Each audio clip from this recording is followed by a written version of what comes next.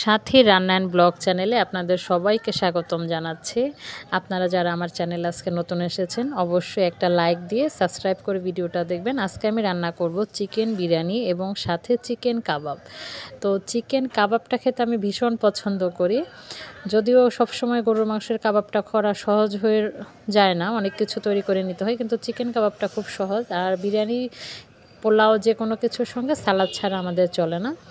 অনেকে আছে বিফ বিরিয়ানি পছন্দ করেন, অনেকে কাচ্চি পছন্দ করেন, অনেকে চিকেন বিরিয়ানি পছন্দ করেন। তো যাই হোক, আজকে আমি চিকেন বিরিয়ানি রান্নার জন্য দুইটা বড় দেখে চিকেন নিয়েছি। এখানে আজকে আসলে 10 থেকে 12 জন মানুষের জন্য রান্না হবে, তাই আমি দুইটি বড় চিকেন নিয়ে নিলাম।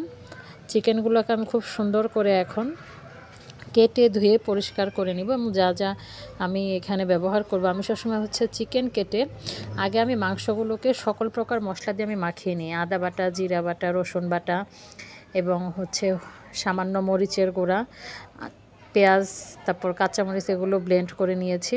সব দিয়ে সুন্দর করে মেখে নিয়েছি। সবার আগে আমি একটু আলু ভেজে নিই, আমি বিরিয়ানিতে আলু খেতে খুব পছন্দ করি। তারপর মাংসগুলোকে আমি চুলায় দিয়ে খুব সুন্দর করে কষাবো। আগে বিরিয়ানির জন্য মাংসটা আমার মোটামুটি একটু প্রস্তুত হয়ে আসলে আমি চাল ধুয়ে রেখেছি, সেই ধুয়ে রাখা চালগুলো আমি মিলিয়ে দিব। তো এগুলোকে খুব ভালো করে আমি নেড়েচেড়ে, খুব বেশি করবেন না, তাহলে ভেঙে যাবে যদি অতিরিক্ত নাড়া হয়। তো জালটা দিবেন অবশ্যই একটু মাঝারি আঁচে দিবেন। তো আমার যখন পোলাওয়ের চাল এবং মাংস একত্রে কষানো হয়ে গেছে, তখন আমি এখানে খাঁটি গাওয়া ঘি দিয়ে দিব। এটা সুন্দর একটা গ্রান আসার জন্য। তো ঘি দিয়ে খুব ভালো করে আমি এগুলো সব কিছু মিশিয়ে নিব। প্রত্যেকটা জিনিস খুব সুন্দর করে আমি এখানে নেড়ে নেড়ে মিশিয়ে দিব, যাতে ঘিটা একেবারে খুব চমৎকার একটা সুঘ্রাণ বের হয়।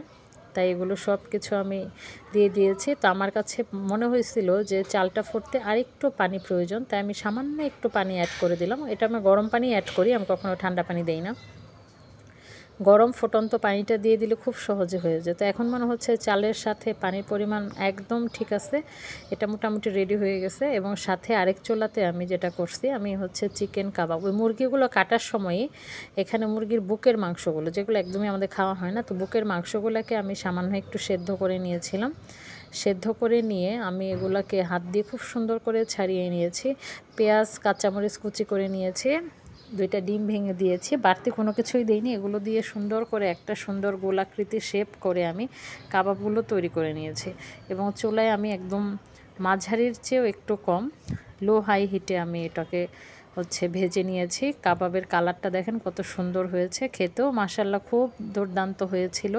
তো আজকে আমার রেসিপিটা শেয়ার করলাম আপনাদের সঙ্গে, চিকেন কাবাব এবং অবশ্যই চিকেন বিরিয়ানি। যারা যারা আমার মতন চিকেন বিরিয়ানি পছন্দ করেন তারা কমেন্ট করে জানিয়ে দিন। সবাই ভালো থাকবেন, সুস্থ থাকবেন, সাথী রান্না অ্যান্ড ব্লগ চ্যানেলের পাশেই থাকবেন। আল্লাহ হাফেজ।